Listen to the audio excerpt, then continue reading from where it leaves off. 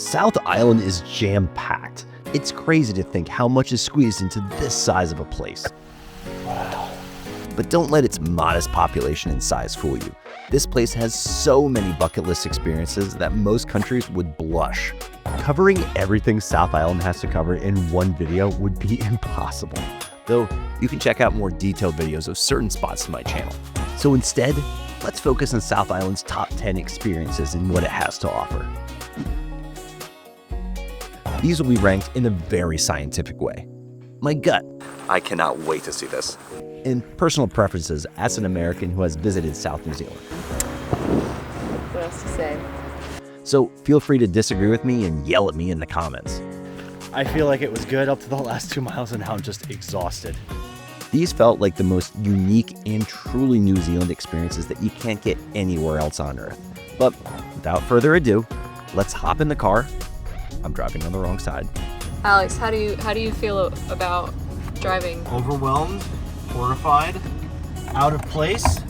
And explore the top 10 experiences you have to, experience on South Island. Here we go, ready? Let's start our way on the bottom and work our way to the top. Number 10, the towns around South Island.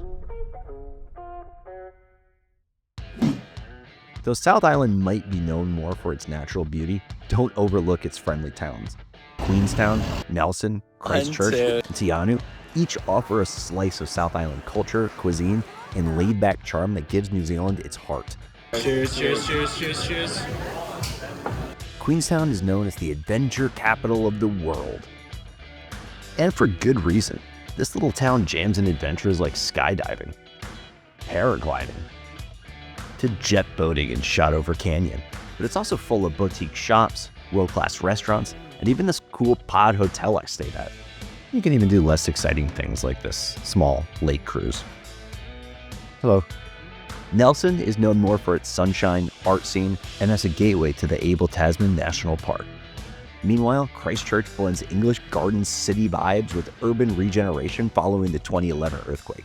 You'll find old Gothic architecture next to new sleek art spaces, all tied together with pretty cool street art and great food.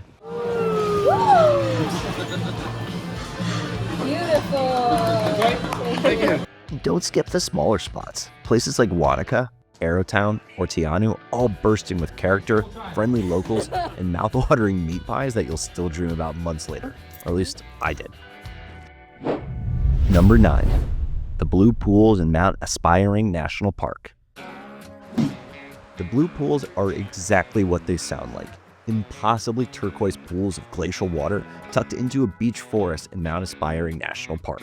All right, we are here in Mount Aspiring National Park, which is at the tail end of the Southern Alps. Just got here after a long day's drive passing Lake Wanaka. And we're going to check out the Blue Pools now and see how blue these waters are.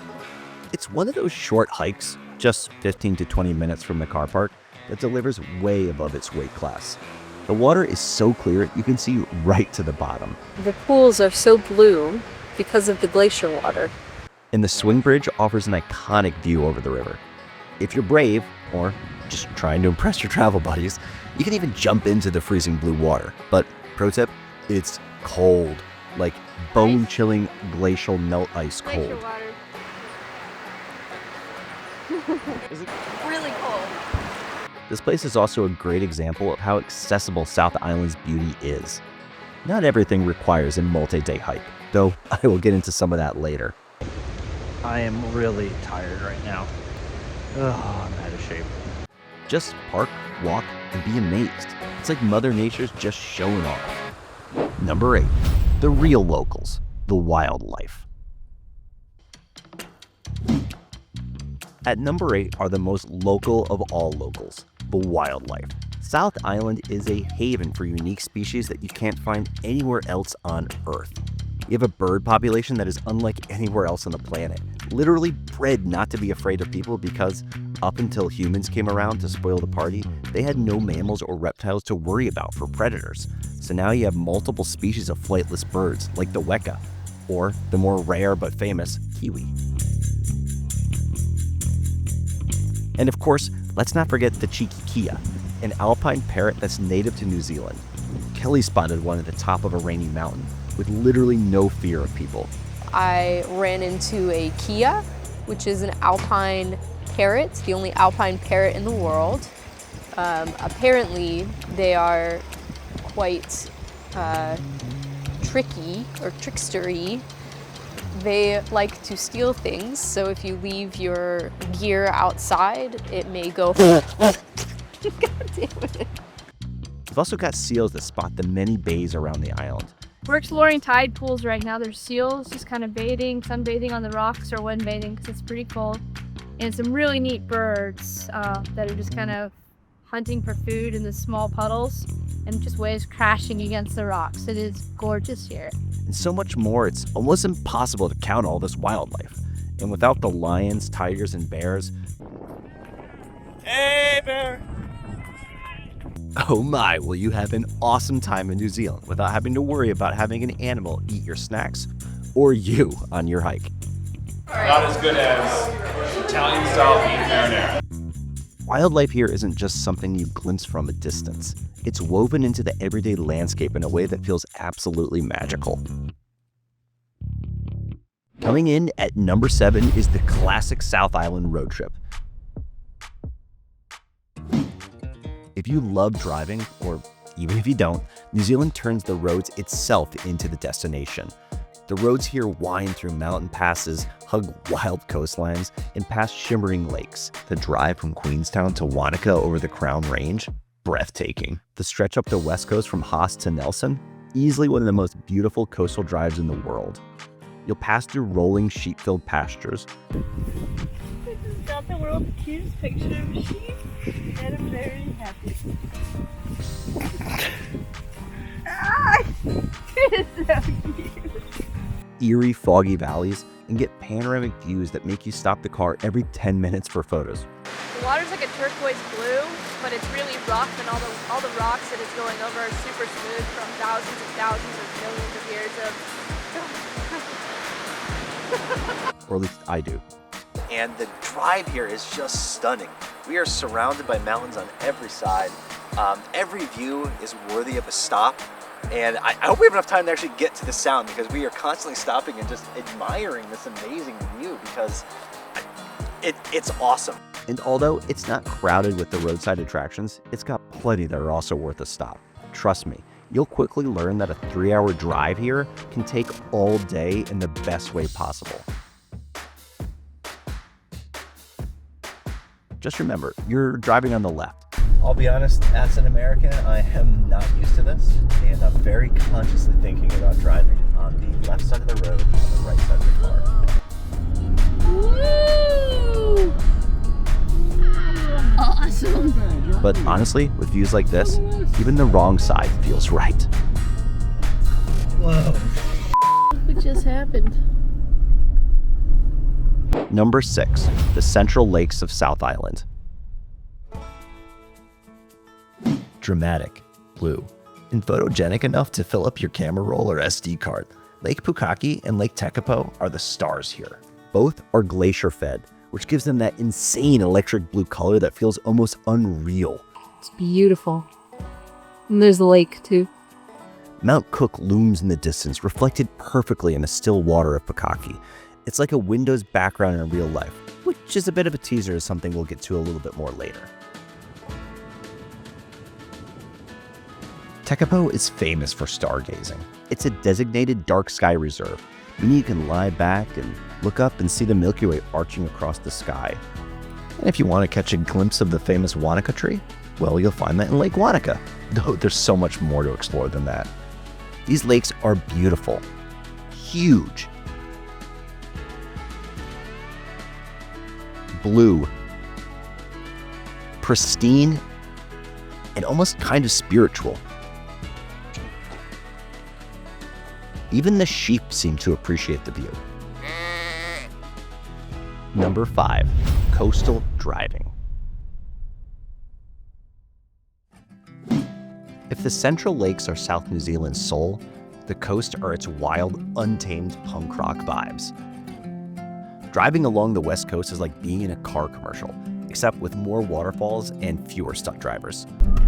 Whoa, like that truck? I You'll pass through places like Pukaki, home of the Pancake rocks. Yes, they really look like stacks of pancakes, which we'll take a quick detour here to explore. So we are going to go explore Pancake Rock, and I'm really excited. Dolomite Point, home to those pancake rocks Jen talked about, was the perfect coastal stop to stretch our legs. It's a gem tucked along the rugged coastline with easy access to the dramatic limestone formations and the wild Pacific waves crashing against the shore. The Pancake Rocks, which you're looking at here, are really cool limestone tower formations that, well, they look like stacks of pancakes.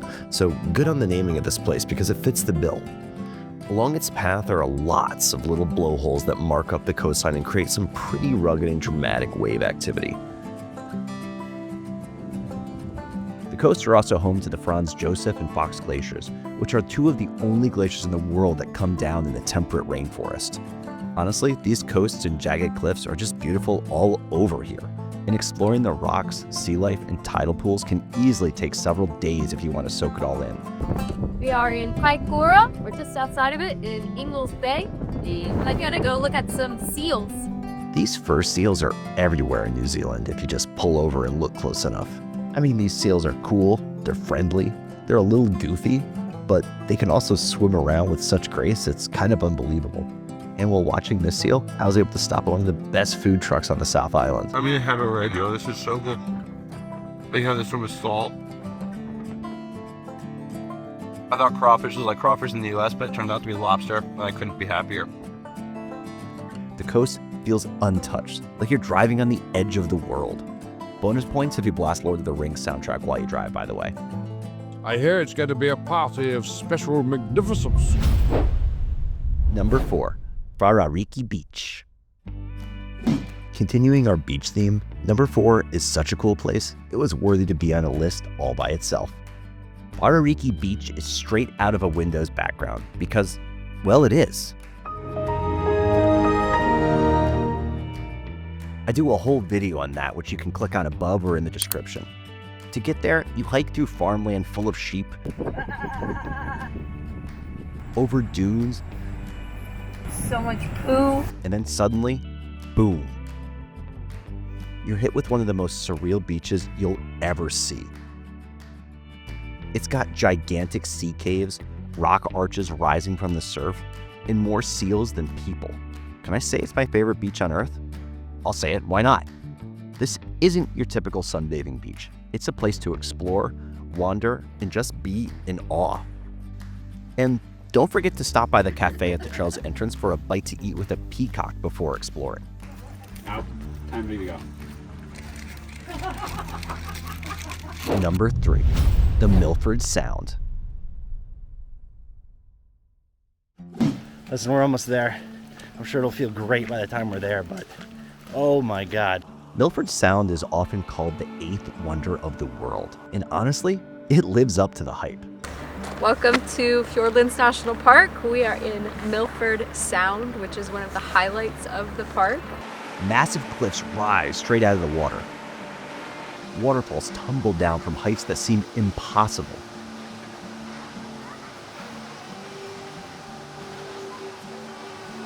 And mist drifts across the fjords like it's hiding secret. And even though you get pretty wet when you get so close to the waterfalls, when you look down and see the rainbow, damn, it's all worth it. Whether you explore it by boat, kayak, or from air, Milford Sound is pure magic. I think it's absolutely beautiful here. It's absolutely beautiful. The Sound is also home to some wonderful animals. So let's talk about seals one more time. As this mama slides down the rock as her pup watches.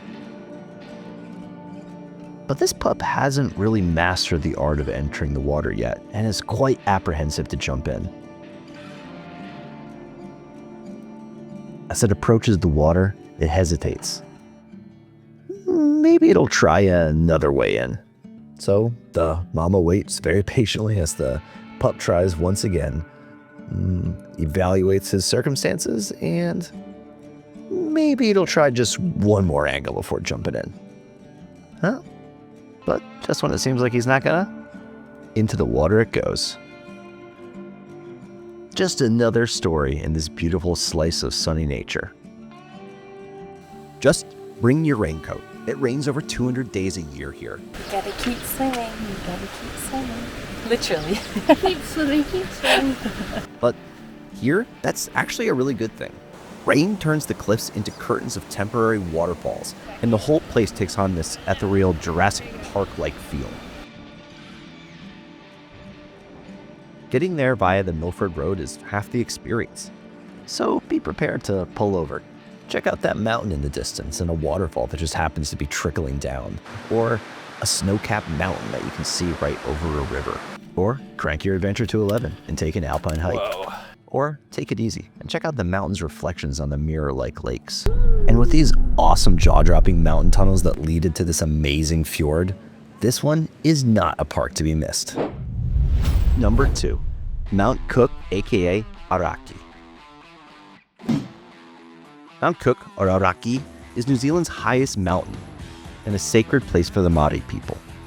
All right, what a beautiful day here in Mount Cook. We woke up to absolutely not a single cloud in the sky. There's no wind, perfect temperature.